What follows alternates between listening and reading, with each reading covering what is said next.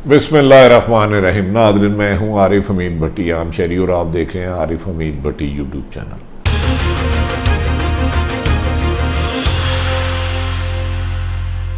नाज़रीन, आज की खबर पाकिस्तान की खबरों के अलावा दुनिया के लिए एक अहम तरीन खबर। भारत पाकिस्तान के खिलाफ जो साजिश कर रहा था, पाक फौज के हीरो ने एक्सपोज करके भारत को मैसेज भेजा, जिस पर भारत दुम दबा के भाग गया। नाज़रीन, आप जानते हैं पिछले कुछ अरसे से इस खित्ते में जंग का खतरा साए मंडला रहे हैं। इसी चक्कर में पहले ईरान और सऊदी अरब में कुछ कशीदगी हुई। कहा जा रहा है इनके पीछे, कशीदगी कराने के पीछे सुपर पावर्स शामिल हैं। Super powers.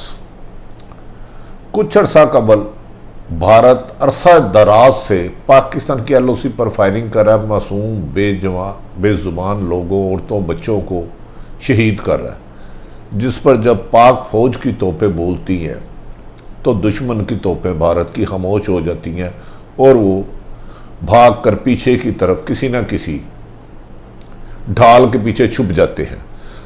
कुछ अरसे से भारत ने यही शरारत चीन के साथ करने की कोशिश की। चीन एक बड़ी ताकत है, जिसने भारत को पहले समझाया तो भारत बाज नहीं आया, इसने शरारतें की।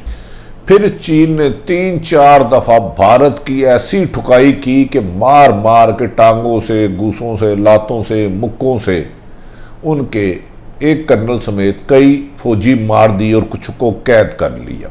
ये लद्दाख से शुरू हुआ, डलगाम और मुख्तलिफ तरीकों से होता रहा। भारत इस दौरान साजिश करता रहा कि वो चीन को किसी तरीके से हल्का सा जवाब दे। इस दौरान पाकिस्तान की इंटेलिजेंस भारत पर नजर रखे हुए थी। भारत ने अपने कुछ फौजी चीन की तरफ, आगे की तरफ करने की कोशिश की और अहम अपना असला उधर भिजवाने की कोशिश की, जिस पर चीन ने मुकम्मल तैयारी करते हुए भारत को चारों तरफ से घेर लिया। और कहा जाता है कि भारत की तमाम अहम तंसीबात चीन के एक बटन के निशाने पर थी कि एक बटन दबता और भारत ना सिर्फ लद्दाख, डलगाम और उस करीबी एरिए में, बल्कि भारत दिल्ली तक चीखें निकल आती। भारत इस पसपाई पर शर्मिंदा था। मोदी इस शिकस्त के बाद बुखला गया। उसे अपनी हुकूमत, उसके अपने फौजी ये कहते रहे कि हम छुट्टियों पे जा रहे हैं, हम जंग नहीं करना चाह रहे। इस दौरान मोदी की दहशतगर्दाना पॉलिसियां भारत में ऐसी कानून साजी करती रही जिस पे पूरे भारत में उसके खिलाफ मुजाहरे शुरू हो गए। भारत चीन के साथ 3-4 दफा झड़पों के बाद अपना बहुत भारी नुकसान कराने के बाद चीन ने भारत की उन जगह पर अटैक किया जो भारत के तस्वुर में भी नहीं था, लेकिन वो चीन के टारगेट पर थी। भारतीय मोदी सरकार और भारतीय आर्मी चीफ ने एक मीटिंग की कि दुनिया में इस वक्त भारत की जंग हंसाई हो रही है, जो हम अपने आप को बड़ी ताकतवर कहते थे। चीन ने तो हमारी असलियत हमें दिखा दी।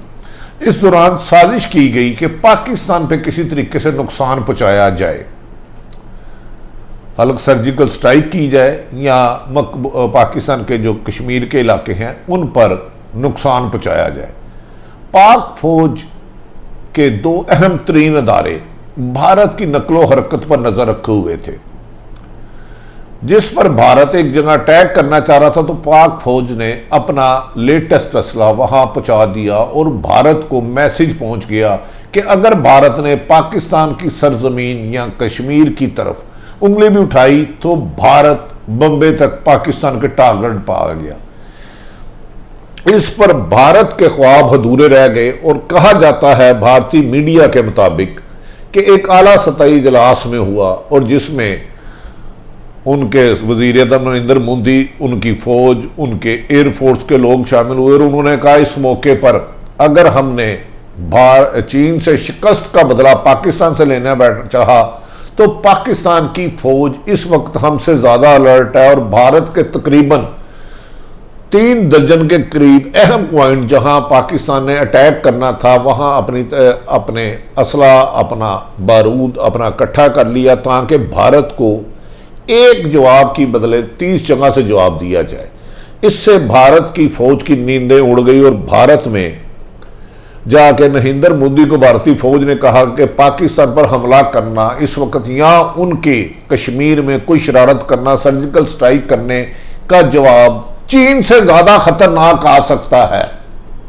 तो ये गलती ना की जाए। आगे ही भारत में हालात खराब हैं, जगह जगह मुजाहरे हो रहे हैं, चीन से 10 दफा पसपाई हुई, शिकस्त फाश हुई और पाकिस्तान की एलओसी पर अगर हम एक अटैक करते हैं तो जब 4 जवाब आते हैं तो हमारी तोपें चुप हो जाती हैं, जिस पर इंटरनेशनल मीडिया के बाद भारत ने अमेरिका से मदद तलब की। तो अमेरिकन सदर डोनाल्ड ट्रंप ने मौजूदा सूरत हाल, चीन का मूड और पाकिस्तान में अपनी जो भी उसकी तरीके से इंफॉर्मेशन लेने का तरीका था, उसने मोदी से साफ हमायत से इनकार कर दिया। उन्होंने कहा इन हालात में मैं भारत का साथ चीन और पाकिस्तान के खिलाफ खुल के नहीं दे सकता, ताहम इसराइल कुछ मदद करेगा। इन तीनों ममालिक की प्लानिंग के बाद रहा मोसाद CIA ने किया, लेकिन जब इन्होंने पाकिस्तान की तैयारी देखी और उनमें ये तस्वर भी नहीं था कि पाकिस्तान ने जंग की इस कदर तैयारी की हुई है कि अगर भारत चीन से शिकस्त का बदला, भारत में होने वाले इंतशार और भारत में तबाही का बदला पाकिस्तान की तरफ जंग करके दुनिया की तवज्जो इस तरफ करेगा, तो पाकिस्तान के जवाब से उसकी शिकस्त चीन के मुकाबले में 10 गुना ज़्यादा नुकसानदेह होगी और भारत के अंदर से उसे मज़ामत होगी और पाकिस्तान के खिलाफ जंग की पोजीशन में नहीं है। लेकिन यहाँ एक अहम बात बताता चलूँ, पिछले दिनों पाक फौज के chief of army staff general Qamar Javed Bajwa, DGIS फैज़ और दीगर अदारों के एक तवील 6 घंटे से ज़्यादा किया और पाकिस्तान में इस खित्ते में जहाँ जहाँ से भारत अटैक कर सकता है वहाँ मशकें करवाना शुरू कर दी, वहाँ अपने आप को मजबूत करना शुरू कर दिया। इन तमाम हालात से कहा जा रहा है भारत, अमेरिका ने सैटेलाइट से पाकिस्तान की कुछ इंफॉर्मेशन ली और भारत को मशवरा दिया कि वो पाकिस्तान से टकराने की बजाय गुरेज करे। इस दौरान पाकिस्तान अपनी तैयारी पूरी करता रहा, लेकिन गुलभूषण जो बलोचिस्तान से उनका सर्विंग रहा का एजेंट पकड़ा गया, पाकिस्तान ने दुनिया को अमन पसंद मुल्क होने के निशाते उसे 3 दफा ऑफर की कि कौंसला रसाई दी जाए और वो उनसे मिल ले। कल भी वो उसके मिलने आए लेकिन दुम दबाकर भाग गए। पाकिस्तान ने फिर तीसरी दफा अमन का पैगाम दिया। लेकिन अब कहा जा रहा है कि भारतीय फौज खसूसन राह ये समझ चुकी है कि पाकिस्तान तरन वाला नहीं।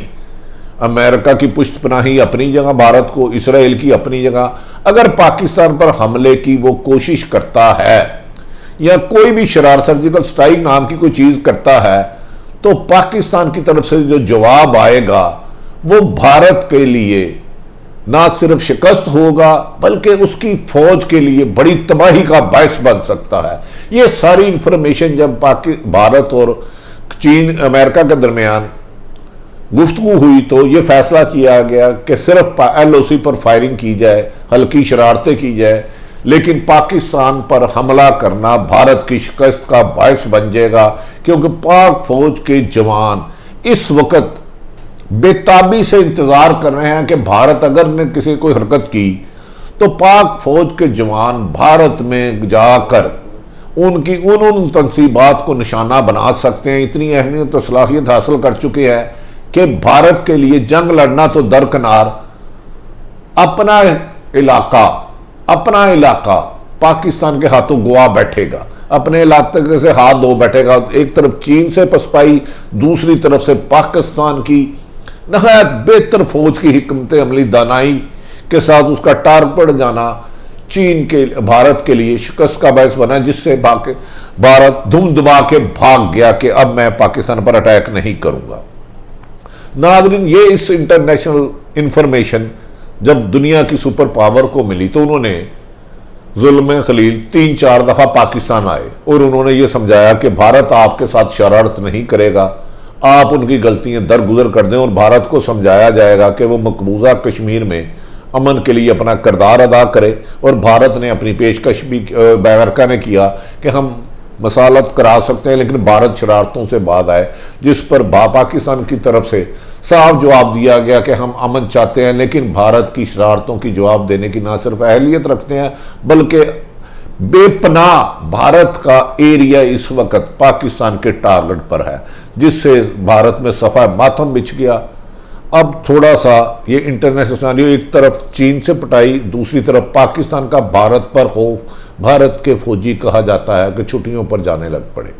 अब एक छोटी सी नेशनल खबर पे आ जाते हैं नाज़रीन। पाकिस्तान की सरहदें अल्हम्दुलिल्लाह हर लिहाज से महफूज हैं और उस पर कोई दुश्मन मुल्क कोशिश करेगा तो नाकामी उसका मुकद्दर बन जाएगी। पाकिस्तान में बढ़ती हुई करप्शन वज़ीर आज़म इमरान खान के लम्हा फिक्रिया है। आटे की कीमत दिन ब दिन आसमान को छू रही है और 100% लोग आटे पे गुजारा करते हैं। आज ही कहा गया है कि चक्की वाले आटे की कीमत इस वक्त 1900 रुपये मन हो गई है, 60 से 80 रुपये कीमत जा सकती है। खुला आटा भी कीमत दिन ब दिन बढ़ रहा है। पाकिस्तानी हुकूमत को चाहिए कि उसकी सरहदें महफूज है। पाक फौज जाग रही है और अपनी ना सिर्फ जाग रही है बल्कि दुश्मन पर नज़र रखे हुए है। पाकिस्तान में इस वक्त इकानमी को बेहतर करने के लिए टैक्स कलेक्शन बेहतर करे, जिन लुटेरों को कहते हैं माफिया, उनके खिलाफ कार्रवाई करे, लेकिन ये कार्रवाइयाँ सिर्फ प्रेस कॉन्फ्रेंस तक महदूद नहीं होनी चाहिए। आटा, पेट्रोल, शुगर, इनकी सहूलतें अवाम तक दी हैं। रोज़मर्रा अशिया की कीमतें कम करके वज़ीर आज़म इस वक्त अवाम में अपनी जगह बना सकते हैं, क्योंकि नून लीग ख़ानदानी चपकलश की नज़र हो चुकी है और नून लीग के आपस में इस वक्त 4 मुख्तलिफ धड़े बन चुके हैं जो नून लीग को अपोजिशन का किरदार अदा करने से रोक रहे हैं। नाज़रीन, आज ये अच्छी खबर थी कि पाकिस्तान की हिकमत अमली और प्लानिंग से भारत खौफज़दा होकर दुम दमा के भाग गया। अगर आरिफ हमीद भट्टी, एक आम शहरी की गुफ्तगू आप पसंद है तो आरिफ हमीद भट्टी का चैनल सब्सक्राइब करें। नाज़रीन, हो सके तो अपने गिर्द रहने वालों की खुशियों का ख्याल रखें, लोगों के दुख तकलीफ दूर करें। पाकिस्तान जिंदाबाद।